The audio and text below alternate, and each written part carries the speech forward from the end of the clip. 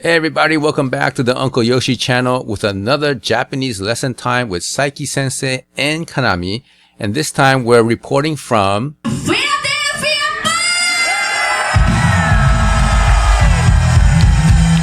Yes, Miku, it is from Philadelphia, right? Philadelphia Pole. And this is the Theater of Living Arts. And during the show, and you've seen the thumbnail on my YouTube video for this one. You see a sandwich, right? You see the Philadelphia steak sandwich there, and this is the reason why. We had Philadelphia cheese steak. For lunch bowl. So delicious bowl.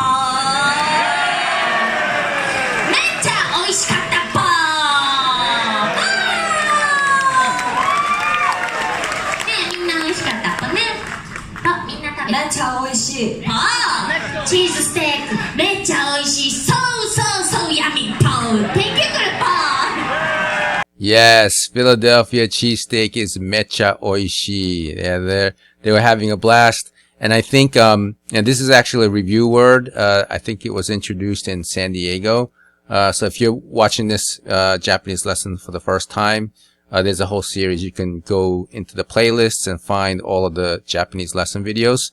And in San Diego, I think they introduced Mecha Oishi. Now, if you noticed, when she said Philadelphia cheesesteak, all of them except for, Misa's preoccupied with her pedal board here, but everybody else is like quite happy about the cheesesteak. And there's actually a word, and I guess it'll be like an Uncle Yoshi lesson here, for a Japanese word that I can introduce. Band-Maid is what you would call kuishimbo, right? That's a word that means, people who really enjoy eating, very delicious food. They're always into not regular food, but something really tasty, right? And so, you can basically say that Band-Maid is kuishimbo. And a lot of times in their social media, Instagram feeds and stuff like that, they'll be posting, something that they've been eating lately. So this is why you can say that Band-Maid is kuishimbo.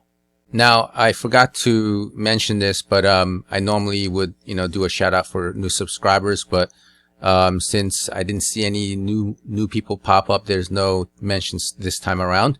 And what we'll do is we'll cover the pictures from the Philadelphia show. And this is Miku and Akane double shot here. And these are pictures from Miku's Instagram account. We have Miku playing her Samaitis guitar, and there's Saiki over here. And then we have the ending. I think this is towards the end. And the venue, it has some, balcony areas over there. There's some, people crowded way in the back. So it says something like 1,000 people could fit in. I'm not 100% sure what the max capacity was for here. It doesn't look all that big, but, yeah, it looks like another one of those great shows. I see some familiar faces perhaps. I like this guy here, right? So, the set list, show you, was again pretty good. Don't You Tell Me is there, different. Yeah, that's normally not on a set list. Sometimes it is. Sayonakidori, this has been on a little bit more in the eastern part of the tour, and I think they also play in New York City too.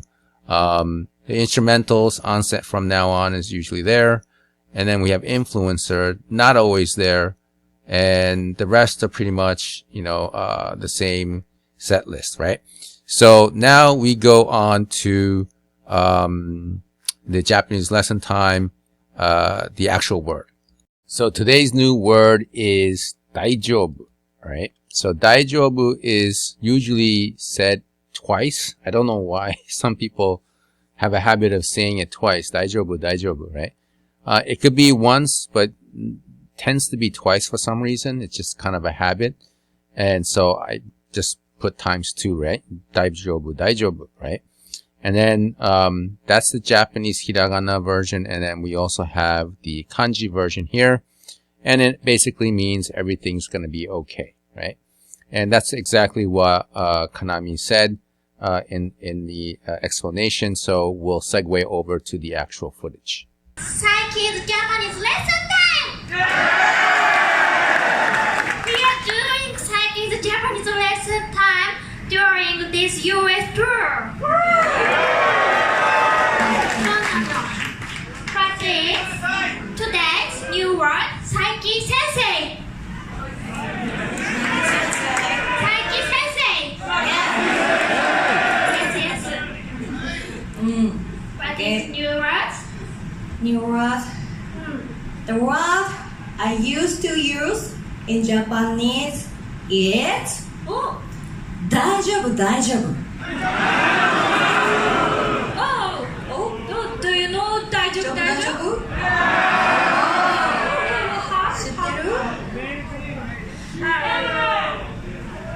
It means everything is okay. 大丈夫大丈夫. So did you guys see something new here that Saiki introduced? She uses her phone. I think she rehearsed this a lot to speak a little bit more English before introducing the word. Here it is. The word I used to use in Japanese is 大丈夫大丈夫 So Saiki said the word I used to use in Japanese is, and then she would say daijoubu, daijoubu, right? But I think what they really wanted to say was the word I often use in Japanese is, because it's not just daijoubu, daijoubu. The past lesson was shirankedo, and even Miku said the manager uses it quite often, and so does Saiki and everybody else. So maybe they misinterpreted this phrase here. When you say the word I used to use, it basically means you don't use it anymore. But what they're trying to say is that they want to let you know that they use it a lot, right? So often use, commonly use, I like to use often. That's what they really mean here. So let's watch Kanami and Saiki give an example of how to use the word daijoubu in context. Okay, here we go. For example, Sai-chan. For example, Sai-chan, I am nervous about next concert. 大丈夫大丈夫 Everything is okay 先生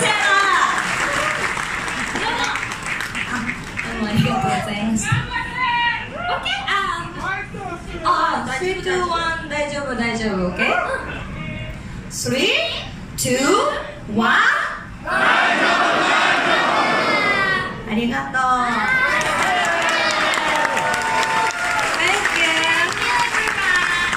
Thank you, Saiki Sensei.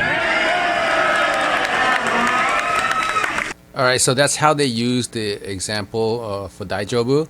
Kanami said, I am nervous about the next concert, right? And so Saiki said, daijoubu, daijoubu, right? Everything is going to be okay.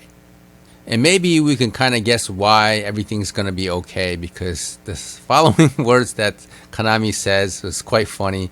I didn't expect her to say something like this because it's not an easy idiomatic phrase that Japanese people would pick up, but she picked it up quite well. Take a listen to this.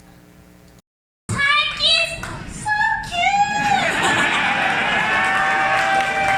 My eye candy. Saiki is my eye candy. Yeah, so Kanami says, Saiki is my eye candy. And for Kanami to pick up a word or phrase like that is pretty awesome, because that's not something that you could just pick up easily. So hats off to Kanami for providing more interesting entertainment. And it's always focused on Saiki, right? For the most part. So I think that's basically it for this lesson.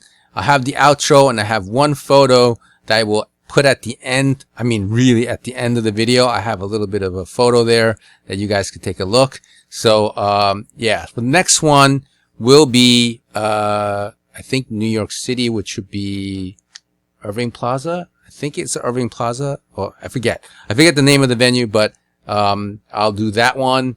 And yeah, Band-Maid is coming to America pretty soon.